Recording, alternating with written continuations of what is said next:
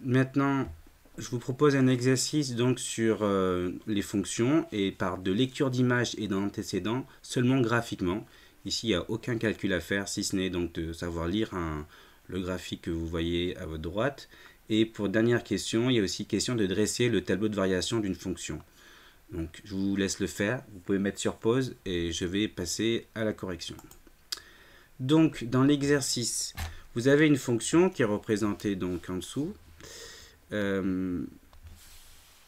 Ici, donc la première question qu'on vous pose, c'est le domaine de définition.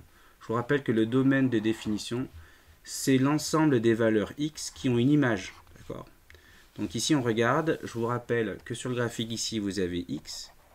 Et là, vous avez les images de x, c'est-à-dire f de x. Donc si on regarde bien sur l'axe sur l'axe ici, x, on voit que si je dépasse 5, par exemple, là, je prends plus grand que 5, 5 n'aura pas d'image puisque la courbe s'arrête. Et si je suis plus petit que moins 2, il n'y aura pas d'image non plus puisque la courbe s'arrête. Donc on voit bien que les images vont aller donc de moins 2 jusqu'à 5. Les valeurs qui ont une image, toutes les valeurs entre moins 2 et 5 ont une image. Et en dehors de l'intervalle moins 2, 5, il n'y a pas d'image. Donc le domaine de définition de la fonction f, c'est moins 2 et 5. Ensuite, par juste lecture graphique, il faut compléter le tableau. Donc il faut trouver des images. L'image de moins 1, de 0, de 1, de 2, de 3. Donc on y va. Évidemment, c'est graphique, il n'y a pas de précision. Mais c'est pour voir, donc c'est juste une lecture, d'avoir donc une approximation des images. L'image de moins 1, on part des x, d'accord, de l'axe des x, et on va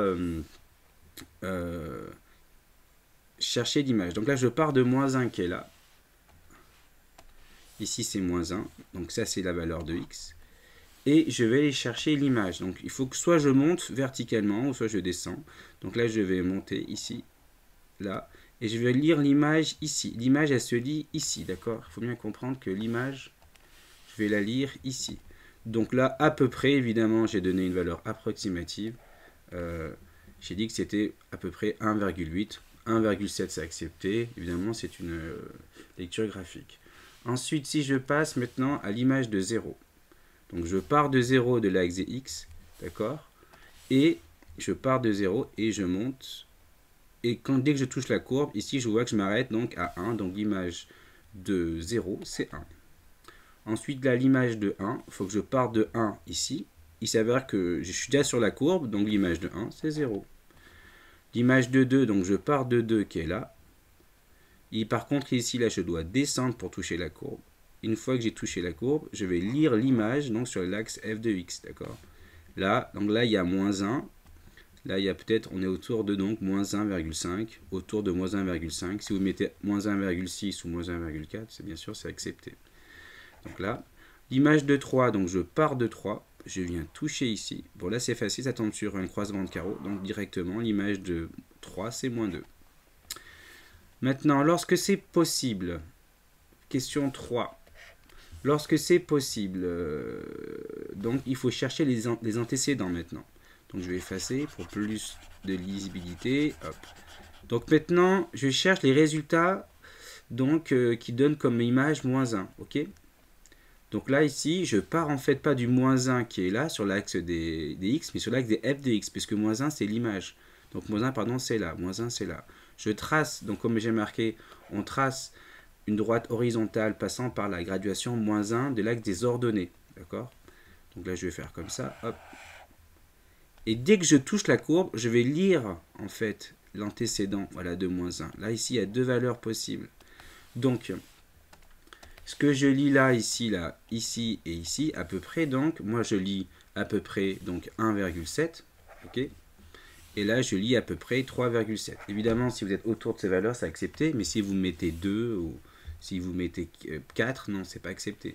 Mais si vous êtes autour d'1,7, à 1 dixième près, c'est accepté. Donc on voit bien que moins 1 n'a que deux antécédents, qui sont à peu près 1,7 et environ 3,7. Maintenant, on passe à les antécédents de 0. Donc si j'efface tout, là, hop, un antécédent de 0. Pareil, je trace une droite horizontale qui passe par la graduation 0 de l'axe des ordonnées. Donc il y a deux zéros, il y a le 0 ici de l'axe abscisses, mais il y a le 0 aussi de l'axe des ordonnées. Et si je trace une droite, donc comme ça, horizontale, c'est finalement l'axe des abscisses. Je vais peut-être faire avec la règle. Hop. Ici, si je trace comme ça vient couper la courbe en 2 points ici et ici.